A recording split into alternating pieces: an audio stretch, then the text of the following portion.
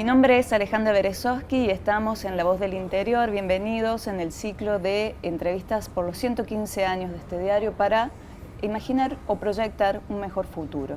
En esta oportunidad nos acompaña Gustavo. Muchas gracias por la invitación.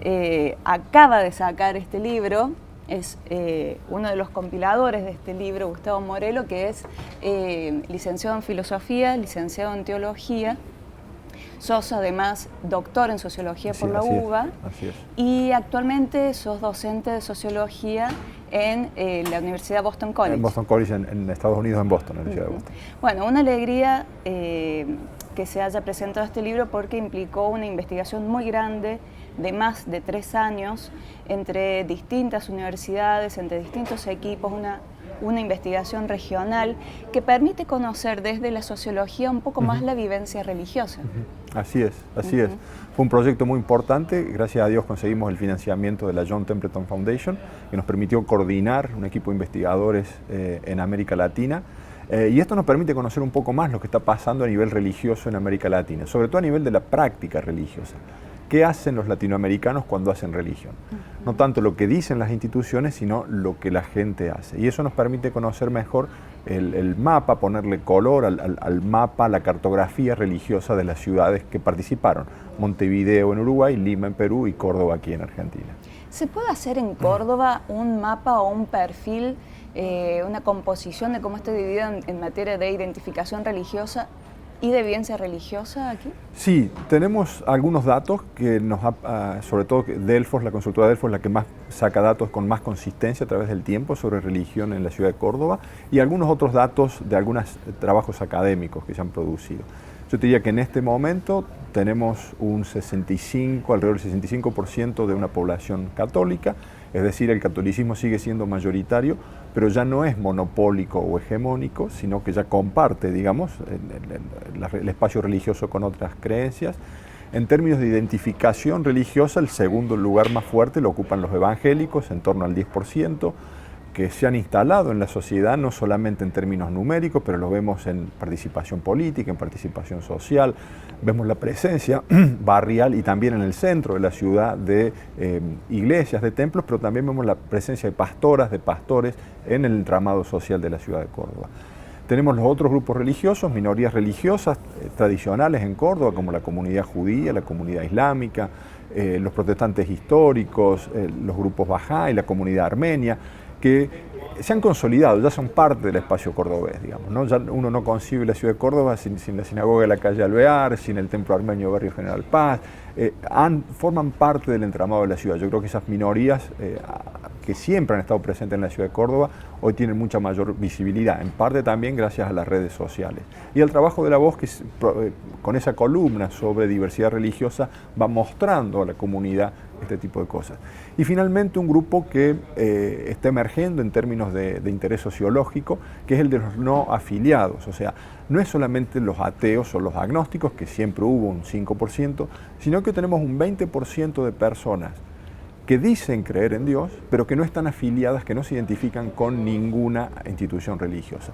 Eso yo creo que es una novedad de este comienzo del siglo XXI, no solamente de Córdoba, pero sí de los centros urbanos latinoamericanos. Entonces, 65% de católicos, 10% de evangélicos y pentecostales y protestantes históricos, pentecostales, luteranos, bautistas, un 5% de las otras grupos religiosos y un 20% más o menos de los no afiliados. Y si la suma no da 100 es que me estoy equivocando en algún pequeño margen ahí con eso. En el libro que presentaron ayer, La religión como experiencia cotidiana, creencias, prácticas y narrativas espirituales en Sudamérica, uno puede extraer, no siendo sociólogo, una especie de cajita de herramientas, de conceptos para poder entender lo que uno a lo mejor denomina con otras palabras. Ahora, es una forma de poner en palabras cosas que uno ha visto mucho tiempo. Por ejemplo, que no es fácil o no es posible asociar la vivencia religiosa y la identificación religiosa. Alguien dice ser, por ejemplo, católico, y a lo mejor su comportamiento no es del todo congruente con los principios, los ritos, las prácticas que eso podría implicar. ¿Eso crees que tiene que ver con una crisis de las instituciones religiosas en general? Sí, yo creo que sí. Yo creo que hay un momento de crisis de las instituciones religiosas dentro de un marco de crisis institucional, digamos, de distintas crisis que están pasando en la ciudad y en nuestra sociedad. Yo creo que hay una crisis en las instituciones que tiene que ver, y en todas las instituciones, no solamente en todas las instituciones religiosas, no solamente en la Iglesia Católica, pero también en las iglesias evangélicas. Yo creo que la crisis tiene que ver con dos cosas, una cuestión de relevancia y una cuestión de credibilidad.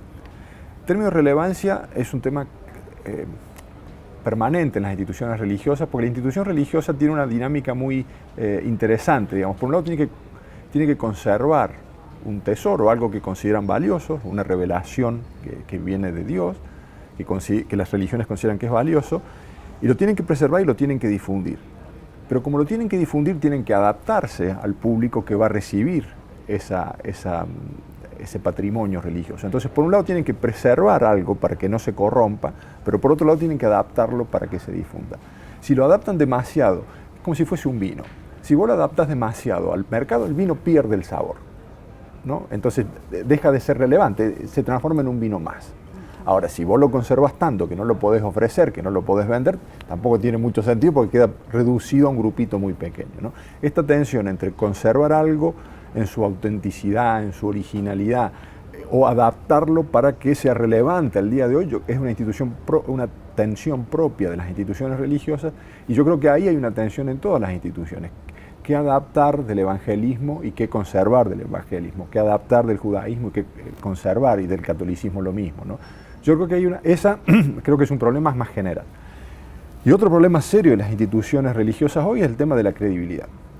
Yo creo que la crisis de abusos sexuales que hemos pasado en Córdoba, que estamos contemplando en estos días también en los medios, aquí en La Voz han reportado situaciones espantosas de abuso a menores, a mujeres, adultos vulnerables, digamos, una cosa que ha puesto en tela de juicio la credibilidad, el rol de las instituciones religiosas. Yo creo que esta crisis es una cosa muy importante, es algo que tenemos que enfrentar, primero para defender a las víctimas. Yo creo que aquí no podemos perder de vista eso, que es lo principal, a que hay que defender, hay que cuidar a las personas que han sufrido por esta situación.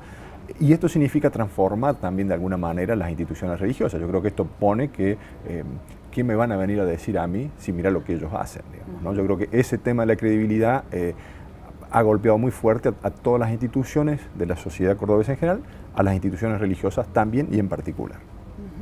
Hay algo que no sé si es revolucionario, pero es distinto a lo que se vivía antes, que es el respeto por la diversidad a través de instancias como el Comipaz, por ejemplo, ¿no? ¿Cómo se puede analizar eso desde la sociología? ¿Tiene que ver con estas dificultades para identificarse solamente con una religión? ¿Tiene que ver con esta necesidad de salir de cierta opresión y de encontrarse? Mira, yo creo que el Comipaz, yo me lo imagino como más potenciando, inclusive desde este presente que el Comipaz tiene, potenciando más la Córdoba del 2030, digamos, ¿no? El Comipaz, yo no soy miembro del Comipaz, no participo activamente, los conozco desde afuera por amistad con algunos miembros, con Marcelo Polakov, hace mucho tiempo que no lo veo, pero por amistad con él, por el trabajo que el Comipaz ha hecho. Nos pasó a nosotros en esta reunión de religión en América Latina, de estar en Lima con líderes religiosos que nos preguntan sobre la experiencia del Comipaz. O sea, el Comipaz ha trascendido la frontera cordobesa, trascendido la frontera argentina y es un símbolo de convivencia interreligiosa, que empezó creo que en los 90 con el imán que estaba en ese momento, el rabino que estaba en ese momento, y de ahí se fueron ampliando. Yo creo que esto nos permite vivir una forma, nos enseña la convivencia religiosa, que yo creo que es muy importante. Eso, en una ciudad que se está transformando, que está diversificada religiosamente, hay dos posibilidades: o no hablamos de religión para no pelearnos, o hablamos bien sobre religión, ¿no? Y yo creo que el Comipaz tiene una potencialidad enorme en enseñarnos a todos a hablar bien. Yo creo que el desafío desde afuera, digamos, no estoy adentro del Comipaz, pero desde afuera sería, bueno, así como les funciona a ustedes, ¿cómo hacemos que funcione mi mesa de domingo?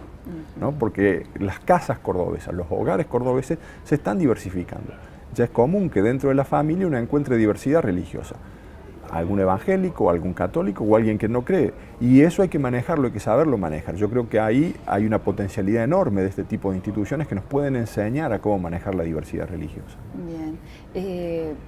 Ustedes cuando presentan este libro, de alguna forma lo hacen para seguir un interés, pero también están acumulando un corpus de conocimiento sobre las religiones, ¿verdad? Sí, sí, así es. Esa es una idea principal. Yo creo que ahí también, si tuviera que agregarle al mapa, a esta cartografía religiosa de Córdoba que me preguntaste, diría que un problema serio de esa cartografía es que faltan cartógrafos, ¿no? Hay muy poca investigación académica sobre religión en Córdoba. Hay un grupo de historiadoras que han trabajado muchísimo, Jessica Blanco, Gardeña Vidal, que han trabajado en la historia religiosa de Córdoba, muy importante en el siglo XX, pero no tenemos estudios contemporáneos sobre lo que pasa hoy en religión de Córdoba. Es muy poco. En parte yo creo que desde la Academia Cordobesa y fundamentalmente en la Universidad Nacional se ha relegado, ha habido como un desinterés en lo religioso diciendo, bueno, que la religión se ocupe en las instituciones religiosas.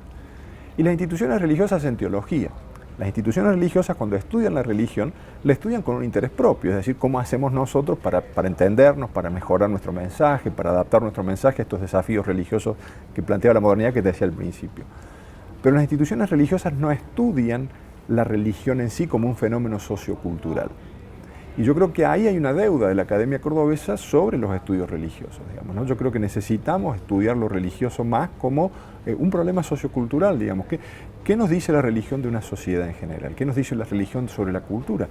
¿Cómo la cultura transforma, influye en lo religioso? Y aunque uno no crea, la religión es importante para el 90% de la población mundial.